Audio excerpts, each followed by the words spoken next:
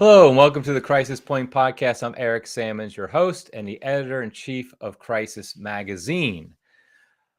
Okay, so we got a lot to talk about today. Before I get started, though, just want to remind people to like and subscribe to the channel wherever you might be watching it.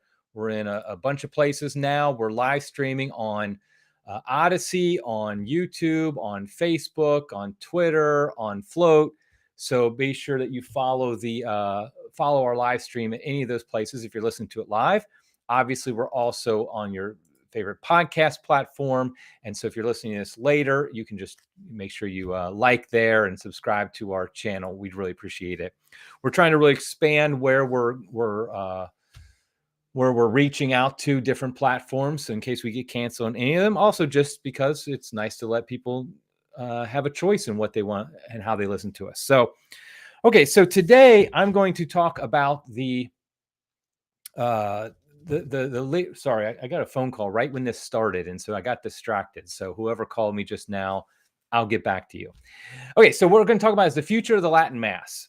I think most people who are watching this know I'm recording this on Tuesday, December 21st, 3 days ago. On the Saturday, December 18th, the Congregation for Divine Worship released responses to Dubium. And yes, we all know the joke now is that I guess the Vatican actually can respond to Dubia after all.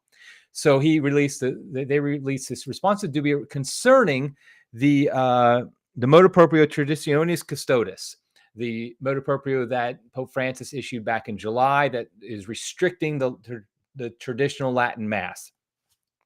And so what this does is they say that what happened was bishops had questions around the world about how to implement properly the motu proprio, how to properly restrict the traditional Latin Mass. And so these 11 dubia are answered. Now, there has been some speculation that there wasn't actually ever these dubia were not legitimate, that they just made these up. And I definitely think a few of them were made up, but needless to say, let's just say they're legitimate. And so it answers a number of different questions about this. And so, for example, the answers, like, let me just give you the question. Actually, that's too long. It just has questions like, is it possible, according to the provisions of motu proprio Traditionis Custodes, to celebrate the sacraments with the Rituali Romanum and the Pontifical Romanum, which predate the liturgical reform of the Second Vatican Council? I think most people, when they first read that, are like, what's he talking about? Unless you're a completely liturgy nerd, you might not even know what that means. But I'll break it down a little bit for you. Essentially, what they're trying to do is the Vatican would like to restrict the Latin Mass more and more as we go forward. The best way to put it is Pope Benedict, in his motu proprio Summorum Pontificum back in 2008, said that the Novus Ordo was the ordinary expression of the Roman Rite, which we call the ordinary form. The traditional Latin Mass, the 1962 pre-Vatican II Latin Mass, was considered the extraordinary form, the extraordinary expression of the Roman Rite. And what Pope Francis is doing is he wants to no longer make the Novus Ordo the ordinary expression, but the unique expression. You see over and over in these responses, they continually hammer the drum that this is the unique expression. So it loves to say, in fact, just an aside, I kind of wonder if the rush to canonize both John Paul II, but particularly Paul VI, was just so that they could tag saints with the ordinary form, the Novus Ordo, the new rite of the Mass. Because over and over, they want to tag them. It says, for example, as we see, which sees in the liturgical books promulgated by the saints Pope Paul VI and Pope John Paul II in conformity with the decrees of the Second Vatican Council, the unique expression of the lex orandi of the Roman Rite. And this is said over and over again, that's a unique expression that was promulgated by Saints Paul VI and John Paul II, and it's in conformity with the decrees of the Vatican Council. There's a lot of different things about that you could challenge. For example, is the Novus Ordo actually in complete conformity with the decrees of the Second Vatican Council? For those of us who actually have read the documents of the Second Vatican Council, particularly Second Concilium, we know that there's a lot there's a lot of wiggle room there. That I think it's a very debatable point whether or not the Novus Ordo Mass that was promulgated in 1970 is actually in conformity with the Second Vatican Council, and more importantly, more precisely, the actual implementation of how the Novus Ordo is celebrated throughout the world in most instances are almost definitely not in conformity with the Second Vatican Council. For example, the Second Vatican Council never called for turning the priest around. It never said anything about ad orientem. It talks about the Latin language being of priority. So I think that can be challenged. But the point is that what the Vatican wants to do is it wants to move from the Novus Ordo being the ordinary expression, meaning the main one, the one that most people experience, to being the unique expression. And if it's the unique, that means it's the only one, which means they want to abolish the traditional Latin Mass. I've noticed that some people don't seem to get that, don't seem to understand that they're explicitly stating they want to abolish the traditional Latin Mass. They say it over and over and over again.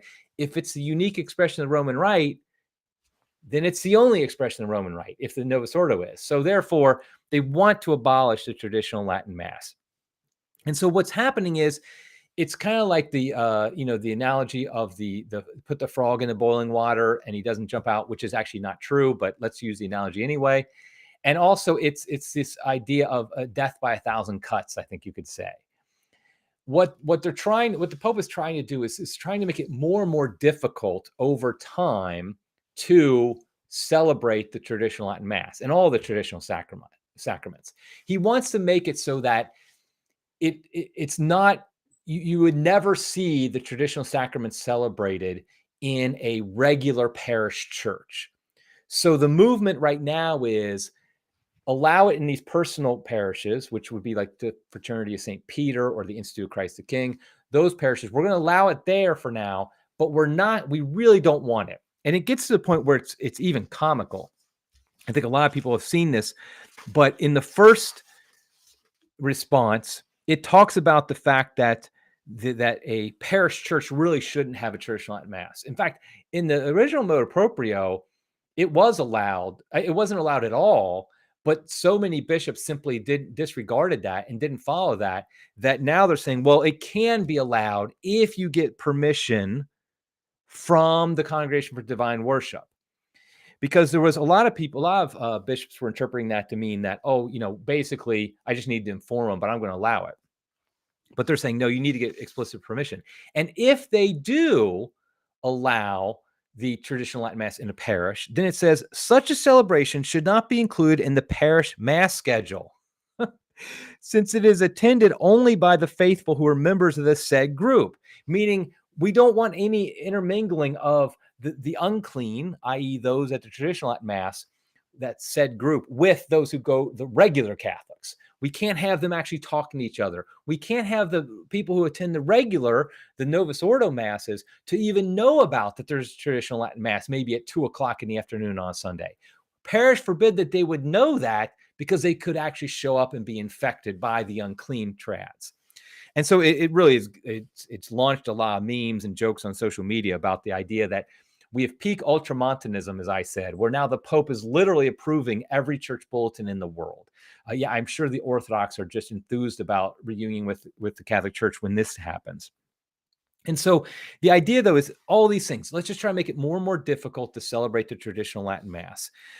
And also, let's squash the growth of the traditional Latin Mass. They know it's growing like crazy. I mean, they're not idiots. They know it's going like crazy, and that's the problem. So not only do we want to make it more difficult and try to remove how many people will see that there actually is a traditional Latin Mass going on here, the unclean are gathering, but we also want to stop its growth. And the way you do that is, number one, outlaw traditional ordinations.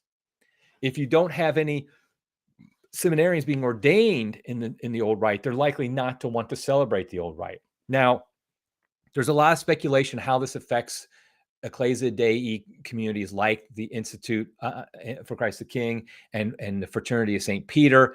And so there's a lot of speculation. And the answer is we don't know yet, because it looks like they would have to be ordained in the new order, which would go against their very constitutions under which they were founded by Pope St. John Paul II in the case of the fraternity.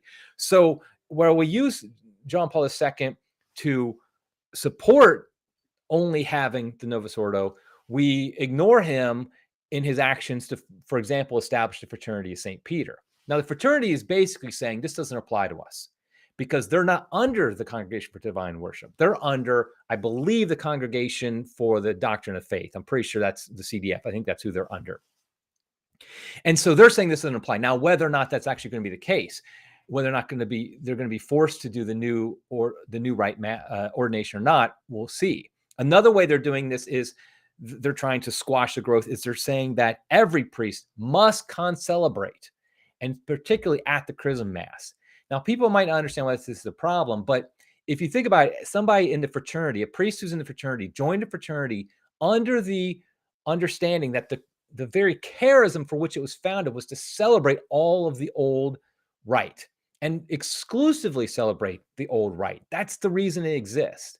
And so if you force them to be ordained in the new, or I'm sorry, to concelebrate in the new rite, it really goes against their conscience, their constitutions, which means it's a violation of their conscience. And that's what they're trying to do. It's the litmus test. It's very similar to how we're forced to wear masks when there's really no reason to wear them. It's the litmus test. See, will you comply? Will you submit? And so now concelebration at the Chrism Mass becomes that new litmus test to see whether or not they will comply and get rid of them if they don't. Another way in which they are trying to squash the growth is don't let any new priest being ordained celebrate the old rite. So if you were ordained after the motu proprio came out back in July, then you have to get explicit permission, not only from the bishop, but from the Vatican itself in order to celebrate the new Mass. I'm sorry, the old Mass. And so they made it very clear, too, that the Vatican did that. We're not just saying you inform us about it, but you have to get our permission. And that means they're not going to give the permission. And so that's another way they're trying to squash its growth. And so ultimately, like I said, the goal here is to change the traditional Latin Mass, the Novus Ordo Mass, from the ordinary expression of the Roman Rite to the unique expression. That's the end goal. No more traditional celebration of sacraments, no matter what. I would say also, I think, and this is something I was actually on this morning on Steve Bannon's War Room, and we were talking about this, and I said something, and I kind of said it without really thinking ahead of time, and he was shocked. Steve was shocked by this, but I said, I think the Pope wants schism. I think he wants schism, and I know that sounds crazy, and Steve Bannon thought it sounded kind of crazy too, but I really actually do believe this. I think this is an effort to ghettoize those who are attached to the old rite. And so for two reasons. First, so it doesn't infect the rest of the church. But then eventually, if you get them pushed out, maybe to the Society of St. Pius X, for example, then what you can do is once they're all at the society, you can cut off the society and say everybody who's in the society is excommunicated, and who attends those masses or is a priest or bishop of the society. And so what it does is it causes a schism, and it frankly, what it does, it gets rid of the undesirables in the church. And let's be honest, those of us who attend the traditional Latin Mass are the undesirables. Now, I want to make sure it's clear, even if you don't attend the traditional Latin Mass, you should be appalled by these actions. I called them in my article, which I linked to in the show notes. I called in my article at Crisis last Saturday, spiritual abuse. These are wicked commands, and they are from a spiritually abusive father.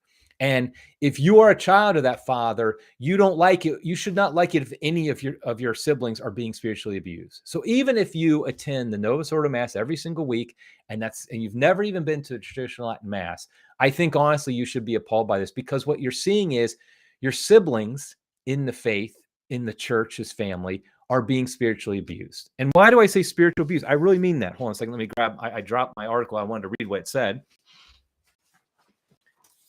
I said, an abusive father is a master at manipulation. He makes his children think they are the problem. He warps reality so that they think they deserve their abuse. And if they dare challenge it, he casts them as unloving and divisive family members. His children live in a constant state of self-doubt and confusion.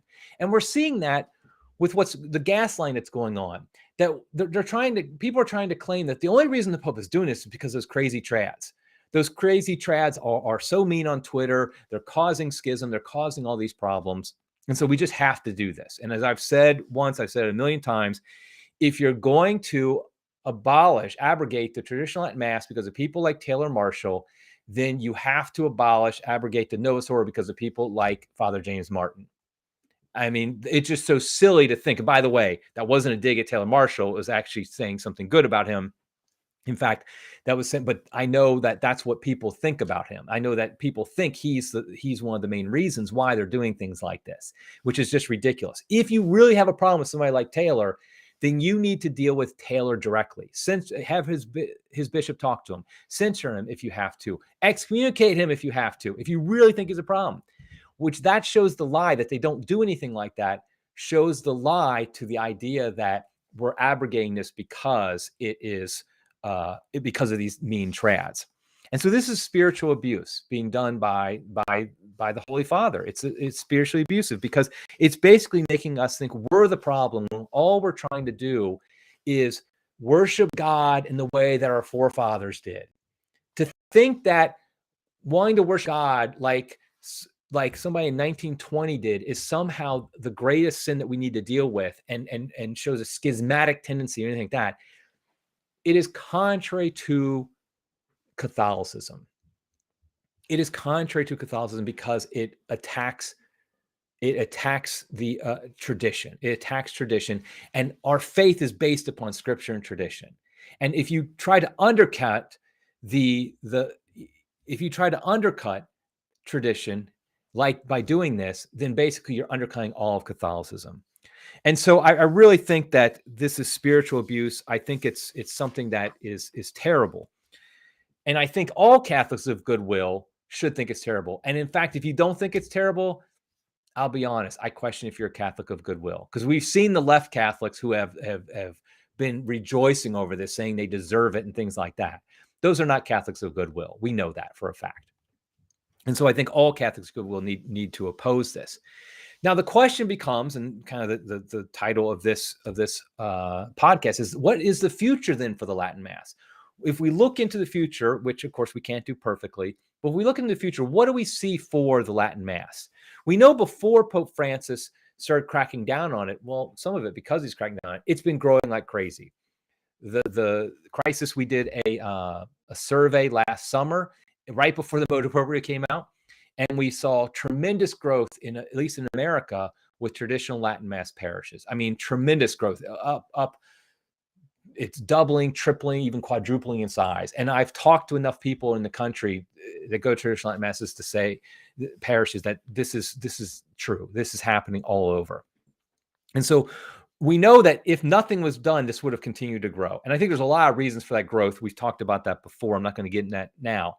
But now, with the Pope clearly wanting to abolish the Latin Mass, what is the future for the Latin Mass and all the traditional celebration of sacraments? When I say traditional Latin Mass, I'm really talking about all the sacraments, so confirmation, baptisms. By the way, if you've never been to a baptism in the traditional rite, I really recommend it. Do it before they're gone, because it's so beautiful.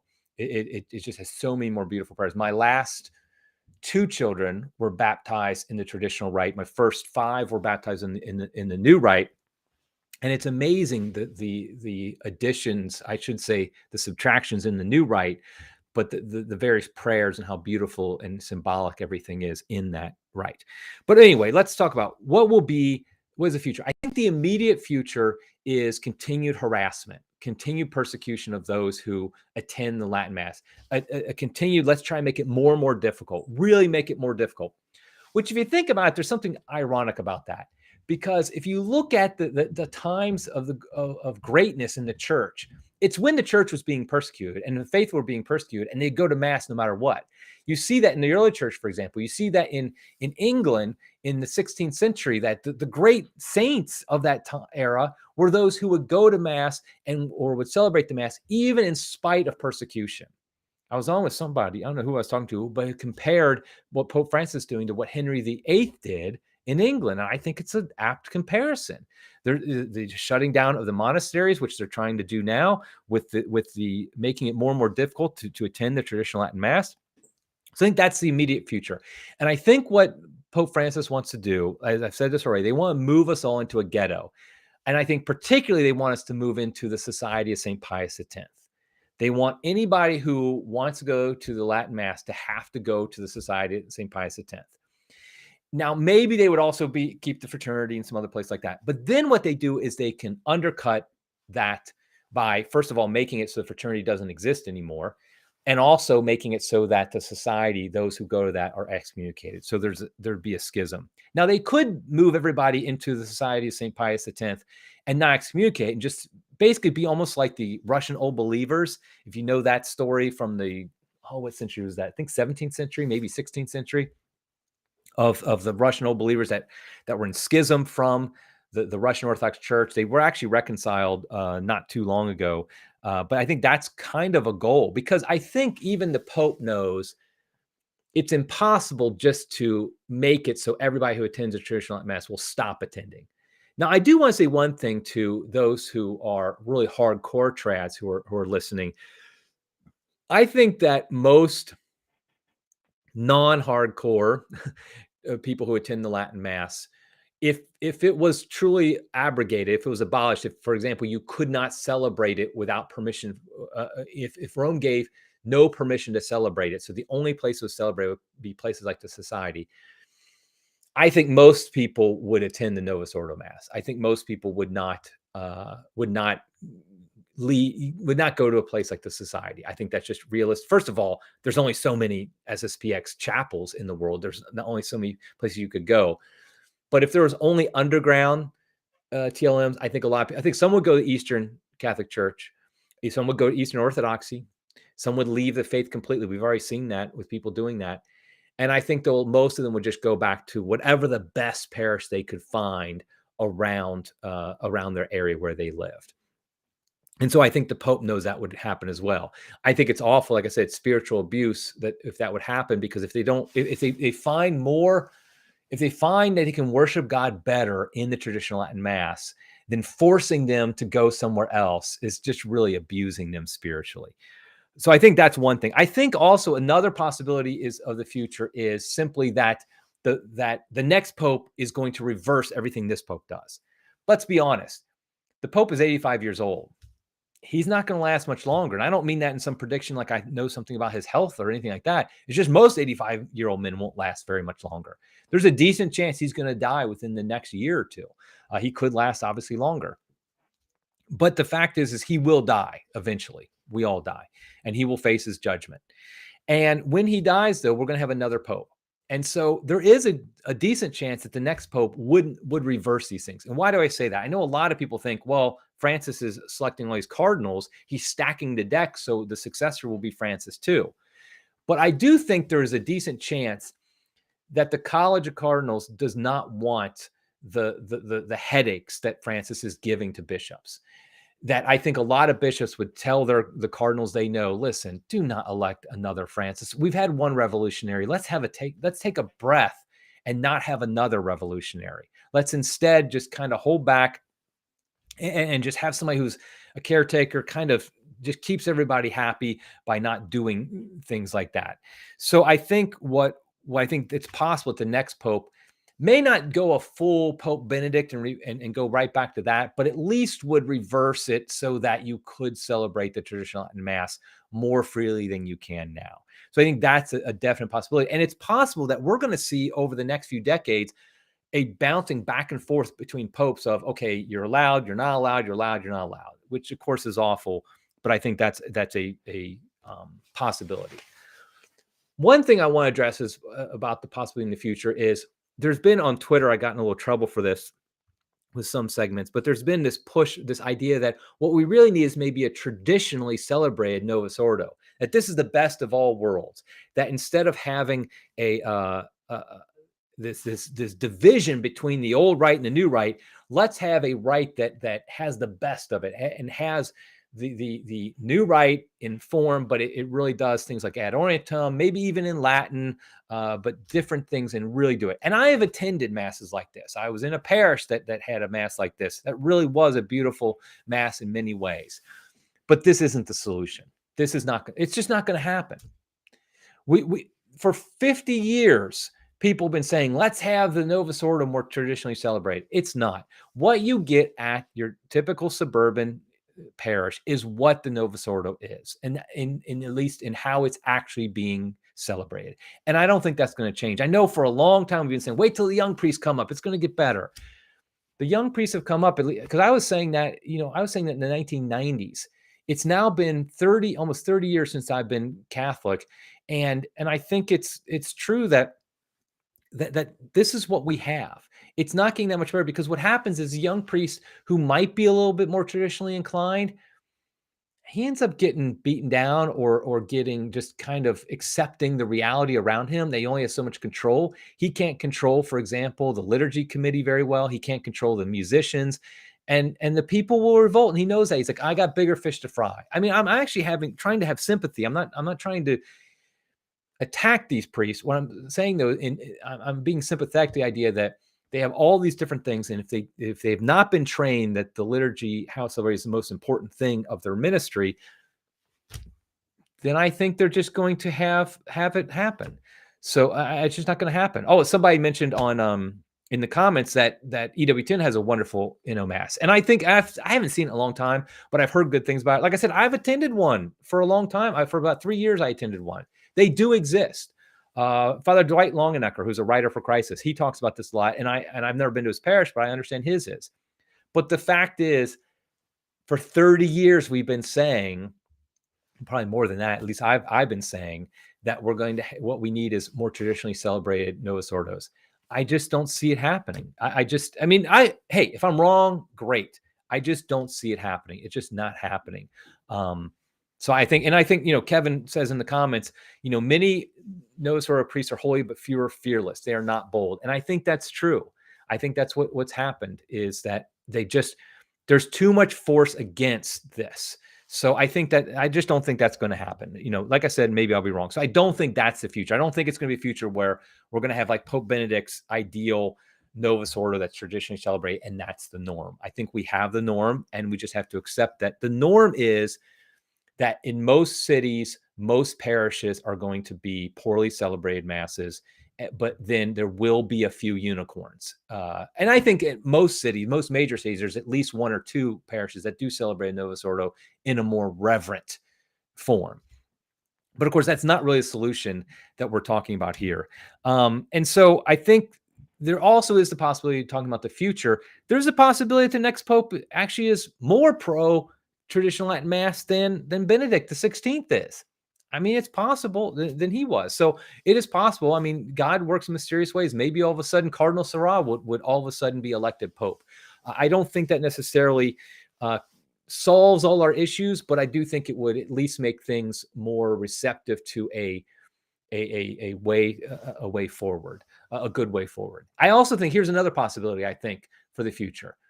I think it's possible that there will be a separation of the rites, that there will be two Roman rites, that the rite of the traditional Latin Mass will be one of the rites, and then the Novus Ordo Mass will be the other rite, that will actually just have, instead of two forms, will instead have two rites. Because after all, there are a ton of Eastern rites in the church. There's a ton of different ways that the Mass, the liturgy is celebrated. So I think that we could see that happen, that a pope would say at some point, this has been a headache. This is just not worth it to continually have this controversy, this fight. Let's just have it where that we have a whole new autonomous church within the Catholic Church. Again, there are 23, I think, churches within the Catholic Church. 22 of them are Eastern, one is Roman. I think they could say, we're going to just have another Roman rite, and it's going to be for the traditional Latin Mass. And then they would have its own bishops, and maybe that would be when they bring in the society and say, okay, you're going to be your own rite, and just, you're good and do your thing. And I think that, and honestly, I think that might be one of the best possibilities. And I think then what we would see is, this is crass language, but we would see the market decide. We would see which one grows, which one is the one that retains members. And so there wouldn't need to be a debate anymore. We wouldn't need to fight over which one is better. And what we would see is simply that the people would vote with their feet. And of course, the Novus Ordo rite would have a huge head start because of the fact that what is it, 99.9% of all parishes are primarily Novus Ordo. But I think that is a possibility that if they separate, then we could just see, okay, will there be growth in both, or will there be growth in one? Will one take away from the other? And it's not like they're in competition. I'm saying that, but the truth is we have multiple rites right now that aren't technically in competition. They're just different ways for people to worship God. So let's do that. And if, let's say, as traditionalists would say, let's say the Novus Ordo rite would eventually just kind of die out, then I think that just happens. And that's not a bad thing, because that means that wasn't fulfilling the spiritual needs of the people. And we're seeing that, thousands of people are leaving the Catholic Church, and millions of people leaving the Catholic Church under the current rite. Now, we could blame the rite, or we don't have to blame the rite. But ultimately, I think having two rites, dividing the Roman rite into two, could be the most peaceful, less prone to schism idea that we could have. So actually, that's probably one I'm going to vote for, that I hope that happens. So these are all different things that could happen in the future. So I think that, again, I think the most likely short term under Pope Francis, at least, what's going to happen is continued harassment of those who attend the traditional Latin rite, traditional Latin Mass, continued restrictions upon them. I think there's already rumors that in February there's going to be released more directives geared towards the Ecclesia Dei communities, because, like they say, this isn't really for us. So I think that could happen as well. There'll probably be more harassment of those who attend, bishops who are on board with this, not allowing it, and things like that. So I think that's short term. Long term, maybe we'll have two rites. I think what we need to do is pray for bishops. A lot of people have been asking, what can Catholics do right now? I think obviously we have to pray and fast. We have to pray and fast. And we pray and fast for a couple reasons. First, because that helps us make us more holy. And that's what we're after, right? That's what we want here, is to be more holy. So we pray and fast just and simply in order to be more holy. But we also pray and fast because we pray and fast for others to grow in holiness, to grow closer to Christ. Obviously, in this case, Pope Francis, we're praying fast for him, that he might draw closer to Christ and do God's will. But we also pray and fast because I think that helps us, reveals to us our path forward. What is it that we should do in going forward? How should Catholics respond to this? I don't have the answers of exactly everything we should do. I would say this, though. I think what we really need to do is, I think we need to encourage our bishops to be frank, ignore these directives from Rome. That there's a Canon 87 that talks about that the local ordinary, the local bishop, has a right to do what he thinks is best for the spiritual good. It's a great canon. I wouldn't be surprised if they try to eliminate it at some point, because it understands the concept, the principle of subsidiarity, that the local bishop knows his people better than some bureaucrat in Rome knows it. And so instead of trying to have some bureaucrat like Bishop Roach try to dictate what are in parish bulletins, instead the local bishops can do this, and they know better. And so they don't have to listen to some of these directives, or most of them, when they're thinking about the spiritual good of their own diocese. So it's my hope that the bishops will simply say, thank you, that's an interesting document, but it doesn't apply for the spiritual good. Implementing this directly would not be for the spiritual good of my people. And so he just would ignore it. So I think we can pray for that as well. I also think there are some signs for optimism. I think, like I said before, I think the next conclave isn't going to want a revolutionary like Francis is. I think there's a decent chance that Francis has overplayed his hand here, that he's so intent ideologically to crush the Latin Mass that he doesn't realize that there's not a groundswell of support for his move within the hierarchy. I mean, obviously there's not a groundswell of support within the laity, but I think also that there's not groundswell support within the hierarchy. And I think it's generating sympathy for traditional Catholics. I think, I've seen it, except for the ideological leftists, most Catholics think this is just silly at best and abusive at worst, even those who have no affinity for the traditional celebrations of the sacraments. So I think there is reasons for sympathy because of that. And I think I would just call on trads, don't ruin that sympathy. Don't act like the stereotype. I don't think I know in my own personal experience, the stereotype only applies to a very small number of people. That the vast majority of people I know who are attending a traditional Latin Mass, they're not there as some ideological way to hate Vatican II or pro-Trump or some crazy thing like that. They simply believe that traditional Latin Mass is the best way for them to worship God and draw closer to Christ. And so how can that be a bad thing? And it's not a bad thing. And so that I'll leave it at that. Let's pray and fast again for each other. Let's pray and fast for the Pope. Let's pray and fast that we would be given guidance on how we should proceed when we're being spiritually abused by our Father, which is unfortunately what's happening. So until next time, everybody, God love you.